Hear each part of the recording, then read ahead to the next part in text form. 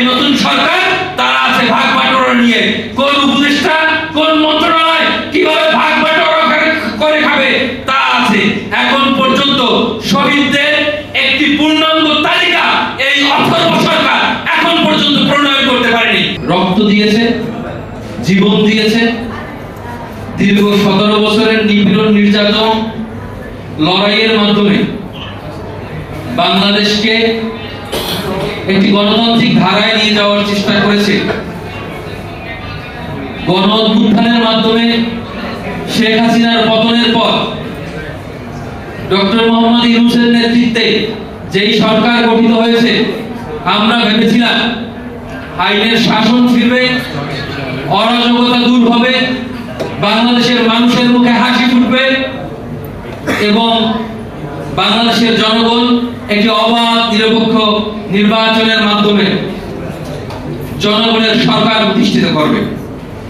কিন্তু অত্যন্ত দুঃখের সহিত বলতে হচ্ছে, আমরা দেখতে পেয়েছি শুরুতেই এই সরকার ওই স্বৈরাচারের দোসর শেখ হাসিনা সরকারের দোসর এদেরকে এই রাষ্ট্র ক্ষমতা থেকে বিতাড়িত করতে পারেনি।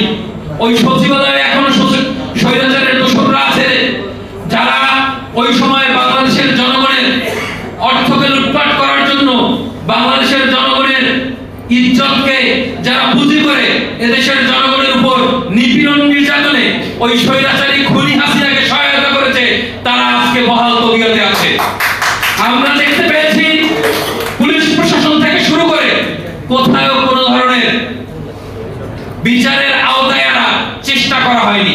একটি কারচুপির মাধ্যমে, অর্থকরীর মাধ্যমে, লেনদেনের মাধ্যমে এদেরকে ছাড় দেওয়া হয়েছে।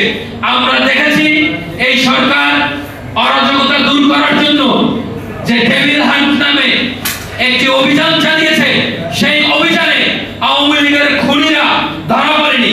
তারা এখনো বহাল তবিয়তে আছে, তাদের কাছে অর্থ আছে, তাদের কাছে টাকা আছে, তাদের কাছে মাসেল পাওয়ার আছে। এই দেশকে অরাজকতা বিশৃঙ্খলা সৃষ্টি করার জন্য যা যা করা দরকার তারা সব করে আছে। আর এই নতুন সরকার তারা আছে ভাগ বাটোয়ারা নিয়ে। কোন উপদেষ্টা কোন মন্ত্রণালয় কিভাবে ভাগ বাটোয়ারা করে খাবে তা আছে। এখন পর্যন্ত শহীদদের একটি পূর্ণাঙ্গ তালিকা এই অথর্ব সরকার এখন পর্যন্ত প্রণয়ন করতে পারেনি। আমরা দেখেছি রাজপথে কারা লড়াই করেছে, কারা সংগ্রাম করেছে, আর কাদেরকে ওই জুলাই যোদ্ধা হিসেবে স্বীকৃতি দিয়ে তাদেরকে ওই তাবিজ দেওয়া হচ্ছে। তাবিজ মানে সার্টিফিকেটের নামে তাবিজ দেওয়া হচ্ছে।